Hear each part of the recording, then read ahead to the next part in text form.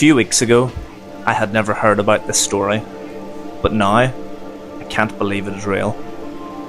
We took the train from Bangkok to Kanchanaburi to find out more about the history of the Thai-Burma Railway, or more commonly known as the Death Railway. During World War II, Japan invaded Southeast Asia. Europe were occupied by Germany, while the USA had just been victims of the Pearl Harbor attack. Japan took this as a perfect opportunity to conquer Southeast Asia. At the time, it was too risky for the Japanese to fly between Burma and Thailand, and their boats were being destroyed sailing around the Malaya Peninsula, so this left them no choice but to build a railway. Stretching 415 kilometers from Banpong to the Burmese city of Thambiuzayat, the railway was built in conditions the British previously deemed impossible, but this did not stop the Japanese. Troops from Australia, Great Britain, USA and the Netherlands were transported from Singapore and the Dutch East Indies to begin building what was to be history's most devastating construction project.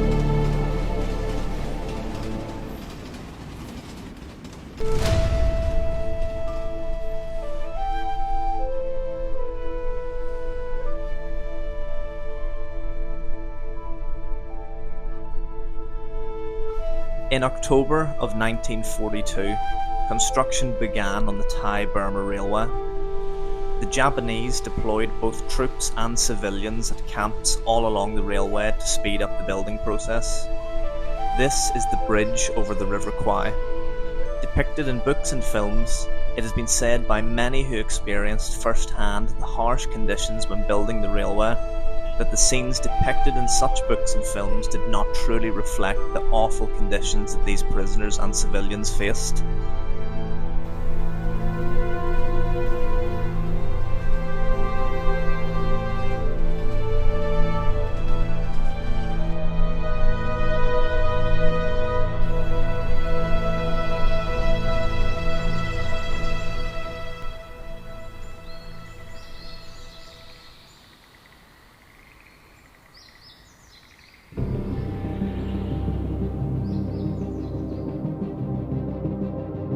In March of 1943, Japan were hit with their first major problem. Their track had led them to a massive cliff, so they decided to build a viaduct.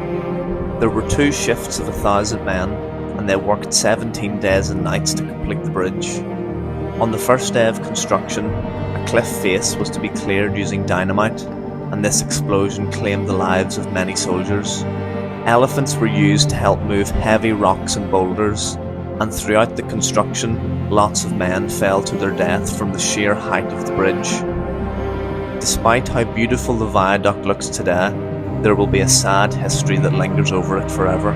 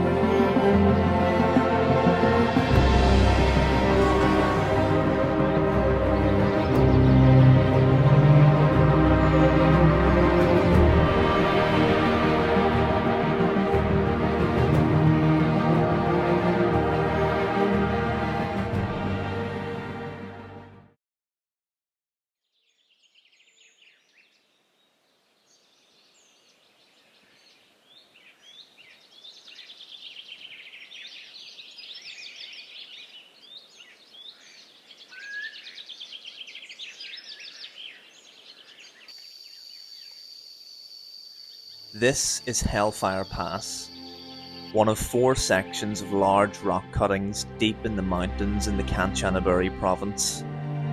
In April of 1943, the Japanese declared they were entering the Speedo period, in which prisoners of war and civilians were to work 18 hours a day to complete the railway faster. Some reports state that men worked up to 30 hours on some shifts. They had no medical support, and they were fed little rations compared to the work they had to complete. Hellfire Pass gets the name as soldiers describe the sight of the burning torchlights depicting an image of hell before them. 70 men were beaten to death, while hundreds of lives were claimed due to starvation, disease, or exhaustion. However, the majority of deaths were Malayan and Chinese labourers, whom the Japanese falsely promised that working on the railway was a good job.